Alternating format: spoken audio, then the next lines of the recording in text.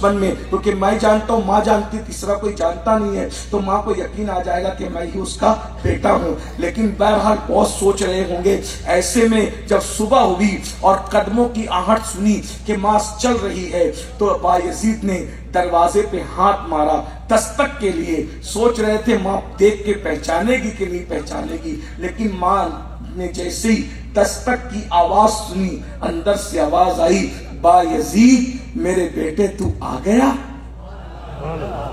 بایزید میرے بیٹے تو آ گیا۔ بایزید کی آنکھوں میں آنسو تھے۔ میں تو سمجھ رہا تھا ماں 40 سال کے بعد بھی دیکھ کے پہچانے گی کہ نہیں پہچانے گی۔ میری ماں تو میری دستک کی آواز کو بھی نہیں بھولی، میری ماں تو میرے دستک کے انداز کو بھی جانتی ہے۔ دروازہ کھلا، ماں نے بیٹے کو دیکھا۔ 40 سال کے بعد جذبات کا تلاطم تھا، ماں تڑپ گئی۔ بیٹے نے ماں کو دیکھا، ماں نے بیٹے کو دیکھا۔ ماں نے دونوں ہاتھوں سے اپنے بیٹے کے گال کو پکڑ لیا اور ان کے چہرے کو ہاتھوں میں لے لیا، کیونکہ بیٹا کتنا ہی بڑا ہو جائے ماں کے سامنے تو وہ بچہ ہی رہتا ہے۔ 80 سال کا بیٹا بھی ماں باپ کے سامنے بچہ ہی رہے گا۔ ماں نے بچوں کی طرح بایزید کے دونوں گالوں کو پکڑ لیا۔ ماں کو یقین نہیں آ رہا تھا کہ میرا بیٹا لوٹ کر آئے گا۔ 40 سال کے بعد آنے والے بیٹے کو ماں بار بار کہتی ہے، بیٹا تو آ گیا، بیٹا تو آ گیا۔ ماں کہتا، ہاں ماں میں آ گیا۔ بیٹا تو آ گیا، ہاں ماں میں آ گیا۔ بیٹا تو آ گیا، ہاں ماں میں آ گیا۔ بس یہی، جب ماں کو یقین ہو گیا کہ میرا بیٹا گھر لوٹ آیا، تو ماں نے بڑی سادگی سے پوچھا، بایزید جس خدا کو ڈھونڈنے گئے تھے کیا وہ خدا مل گیا؟ جنگلوں میں، بیابانوں میں خدا مل گیا؟ بایزید کی آنکھوں کے سامنے اندھیرا سا چھا گیا، ناکامی کا احساس ہوا، اور ماں سے کہا، نہیں ماں، جو مقام چاہتا تھا وہ مقام نہیں ملا۔ تو بایزید کی ماں نے پوچھا، بیٹا کتنے سال عبادت کی؟ ماں میں نے 40 سال تک اناج نہیں دیکھا، درخت کی پتیاں کھا کے روزے رکھے، پانی پی کر کے افطار کیا ماں، کبھی کسی سے ملاقات، دوست و دشمن کسی سے بات بھی نہیں کی ماں، صرف عبادت عبادت عبادت۔ پھر بھی میں کامیاب نہ رہا ماں، 40 سال سے عبادت کر رہا ہوں، جو مقام چاہتا تھا وہ مقام نہیں ملا۔ ماں تڑپ گئی، آنکھوں میں آنسو منڈلانے لگے، مژگاں پر ستارے جھلملانے لگے۔ ماں اپنے بیٹے کے گالوں کو پکڑے پکڑے آسمان کی طرف دیکھا اور دیکھ کر عرض کی، مولا میرے بیٹے پہ کرم کر دے، یہ تجھے پانا چاہتا ہے مولا، یہ جو مقام چاہتا ہے اس کو وہ مقام عطا کر دے۔ بس 2 جملے ماں کے نکلنے تھے۔ بایزید بستامی کہتے ہیں، 40 سال کی راتوں جن کی عبادت نے مجھے جس مقام پر نہیں پہنچایا، ماں کے 2 جملوں نے مجھے اس مقام پہ پہنچا دیا۔ حجابات اٹھ گئے، مشاہدہ ہو گیا۔ تب بایزید ماں کے قدم پکڑ کے کہتے ہیں، ارے میں تو دیوانہ تھا، خدا کو جنگلوں میں ڈھونڈ رہا تھا، مجھے کیا خبر خدا جنگلوں میں نہیں ملتا، ماں کی دعاؤں کی وجہ سے خدا ملا کرتا۔ مجھے بتاؤ،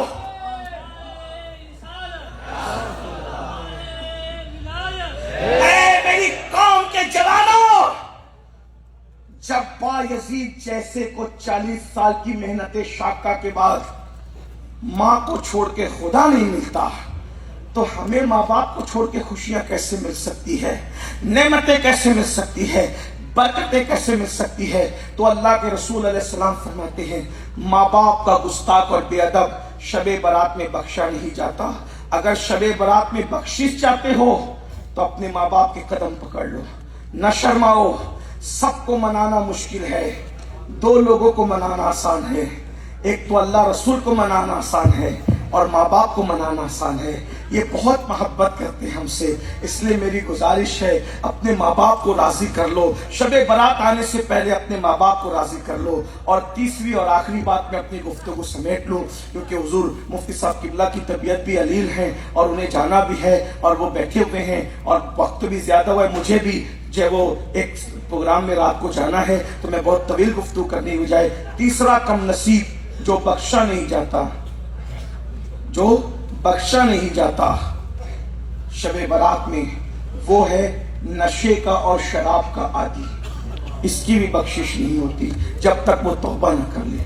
آج کل میری قوم کے جوان نشے اور شراب کی طرف زیادہ جا رہے ہیں، چھوٹی چھوٹی عمر میں لوگ نشہ کرتے ہیں، اور یہ نشہ، یہ بھی آپ کو بتاؤں، مسلم علاقوں میں خاص طور پہ پروموٹ کیا جا رہا ہے، ٹارگیٹ ہے مسلم علاقے۔ کیوں؟ لوگوں کو مسلمانوں کے ٹیلنٹ سے، صلاحیت سے بہت خطرہ ہے۔ دنیا جانتی ہے جس دن مسلمان پڑھیں گے اس دن کوئی ان کا مقابلہ نہیں کر سکے گا، جس دن مسلمان تجارت کریں گے کوئی ان کے مقابلے میں ٹھہر نہیں سکے گا، جس دن مسلمان سیاست کریں گے اس دن کوئی ان کا مقابل نہیں ہوگا۔ تو ان کو برباد کرنے کے لیے تلوار نہ اٹھاؤ، ان کو برباد کرنے کے لیے گولی نہ چلاؤ، کیونکہ تلوار اٹھائیں گے تو بدنام ہوں گے، گولی چلائیں گے تو اپنا پیسہ خرچہ ہوگا، پیسہ بھی انہی کا، جان بھی انہی کی۔ آسان طریقہ ان کو برباد کرنا ہے، ان کے نوجوانوں کو نشے میں مبتلا کر دو۔ اور آج نشہ پرموٹ ہو رہا ہے، شراب کا نشہ، گولیوں کا نشہ، ایم ڈی کا نشہ، ڈرگس کا نشہ، اور منصوبہ بند طریقے سے پھیلایا جا رہا ہے۔ اور اللہ کے رسول علیہ السلام نے فرمایا نشہ وہ بدترین چیز ہے جس سے قومیں برباد ہو، ام الخبائث کا نشے کو۔ اور یہاں تک فرمایا جس نے شراب کا ایک گھونٹ، صرف ایک گھونٹ شراب کا پیا اور بغیر توبہ کے مر گیا تو قیامت کے دن اٹھے گا، یا تو اس کا چہرہ سور کی طرح ہوگا یا تو بندر کی طرح ہوگا، سور اور بندر کی شکل لے کر کے وہ اٹھے گا۔ ایک حدیث پاک میں آیا، اللہ کے رسول صلی اللہ علیہ وآلہ وسلم ارشاد فرماتے ہیں، اللہ کے نبی علیہ الصلوۃ والتسلیم نے فرمایا عبداللہ ابن مسعود سے، اے ابن مسعود، میری امت کے کچھ لوگ ہوں گے جب وہ مریں گے تو اچھے خاصے ہوں گے، جب وہ مریں گے تو ان کے چہرے صحیح سلامت ہوں گے، مگر جب وہ اپنی قبروں سے اٹھیں گے قیامت کے دن یا تو ان کے چہرے سور کی طرح ہوں گے یا تو بندر کی طرح ہوں گے۔ حضرت عبداللہ ابن مسعود نے پوچھا، یا رسول اللہ، قبر میں جن کے چہرے سور اور بندر کی طرح کر دیے جائیں گے، کیا وہ آپ کو اللہ کا رسول نہیں مانتے ہوں گے؟